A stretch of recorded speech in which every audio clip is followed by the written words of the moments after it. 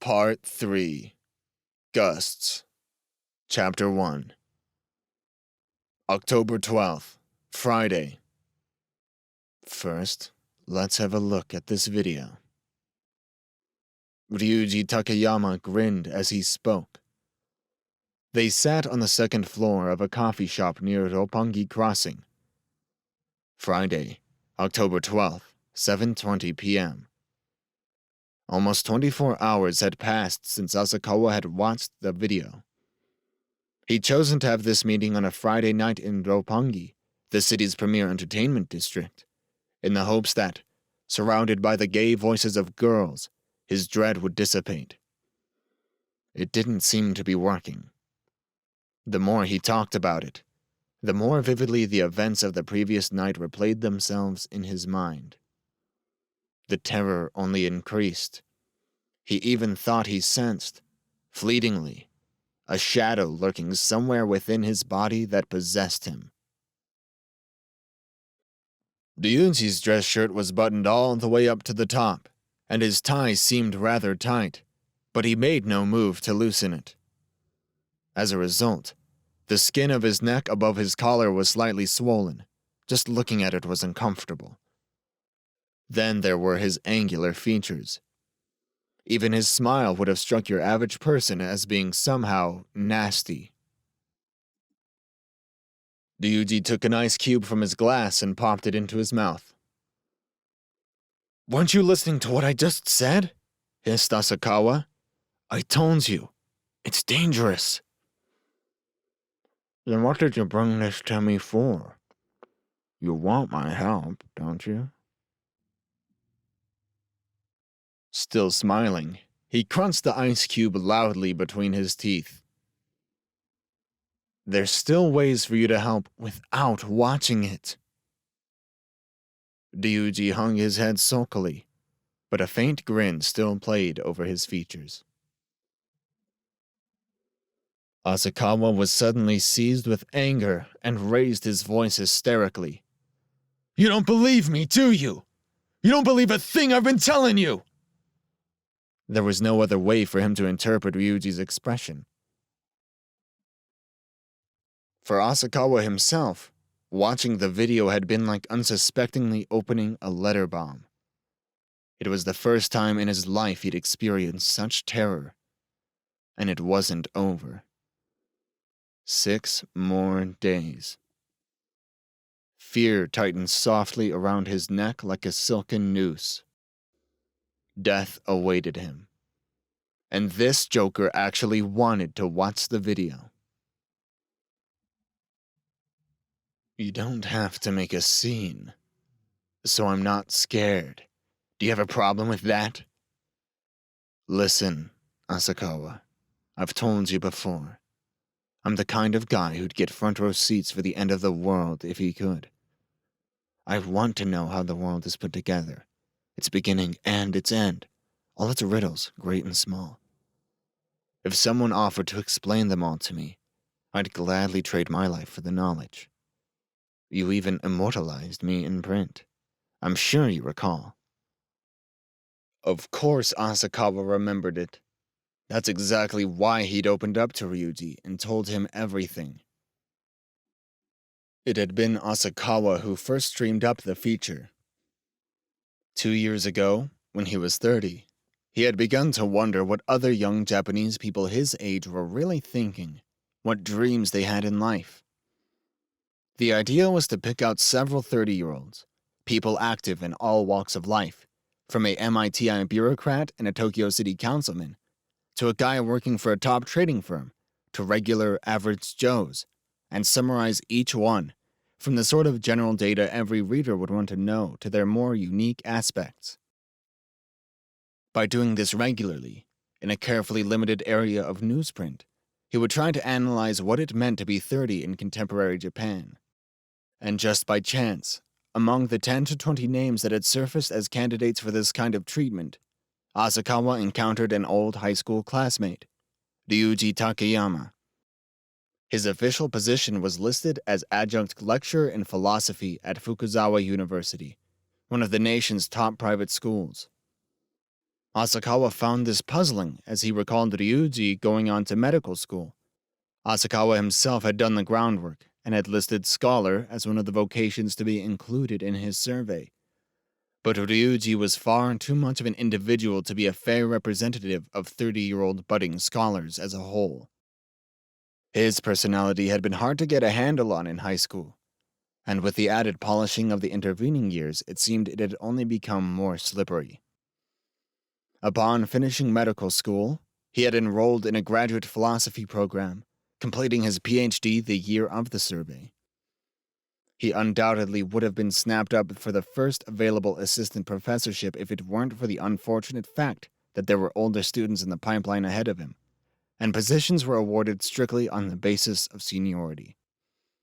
So he took the part-time lecturer's job and ended up teaching 2 classes a week on logic at his alma mater. These days, philosophy as a field of inquiry had drawn ever closer to science. No longer did it mean amusing oneself with silly questions such as how man should live. Specializing in philosophy meant, basically, doing math without the numbers. In ancient Greece, too, philosophers doubled as mathematicians. Ryuji was like that. The philosophy department signed his paychecks, but his brain was wired like a scientist's. On the other hand, in addition to his specialized professional knowledge, he also knew an extraordinary amount about paranormal psychology. Asakawa saw this as a contradiction. He considered paranormal psychology, the study of the supernatural and the occult, to be in direct opposition to science. Ryuji's answer? Au contraire. Paranormal psychology is one of the keys to unlocking the structure of the universe. It had been a hot day in the middle of summer, but just like today, he'd been wearing a striped, long-sleeved dress shirt with the top button buttoned tightly. I want to be there when humanity is wiped out, Ryuji had said, sweat gleaming on his overheated face. All those idiots who prattle on about world peace and the survival of humanity make me puke. Asakawa's survey had included questions like this. Tell me about your dreams for the future. Calmly, Ryuji had replied. While viewing the extinction of the human race from the top of a hill, I would dig a hole in the earth and ejaculate into it over and over. Asakawa had pressed him. Hey, are you sure it's okay for me to write that down? Ryuji had smiled faintly, just like he was doing now, and nodded. Like I said, I'm not afraid of anything. After saying this, Ryuji leaned over and brought his face close to Asakawa's. I did another one last night. Again? This made the 3rd victim Asakawa knew about. He learned of the first one in their junior year in high school. Both of them had lived in Tama Ward in Kawasaki, an industrial city wedged between Tokyo and Yokohama, and commuted to a prefectural high school. Asakawa used to get to school an hour before classes started every morning and preview the day's lessons in the crisp dawn. Aside from the janitors, he was always the first one there. By contrast, Ryuji hardly ever made it to first period. He was what was known as habitually tardy. But one morning, right after the end of summer vacation, Asakawa went to school early as usual and found Ryuji there, sitting on top of his desk as if in a daze. Asakawa spoke to him. Hey, what's up? Didn't think I'd see you here this early. Yeah, well, was the curt reply. Ryuji was staring out the window at the schoolyard, as if his mind were somewhere else. His eyes were bloodshot. His cheeks were red, too, and there was alcohol on his breath. They weren't that close, though, so that was as far as the conversation went.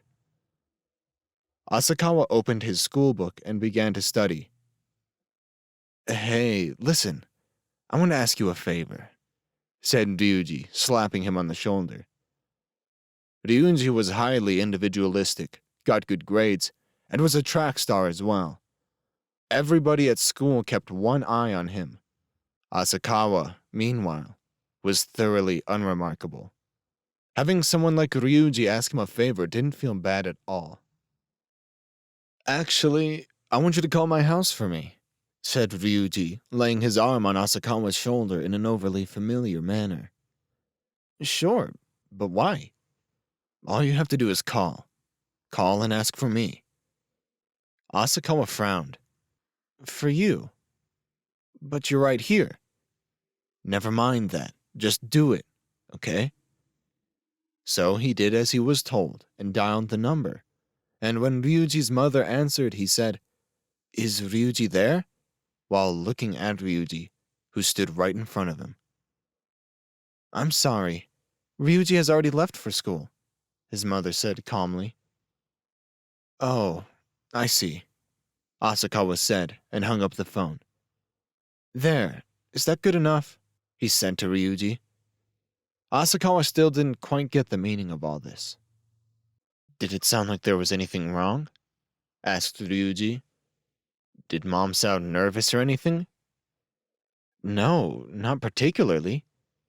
Asakawa had never heard Ryuji's mother's voice before, but he didn't think she sounded especially nervous.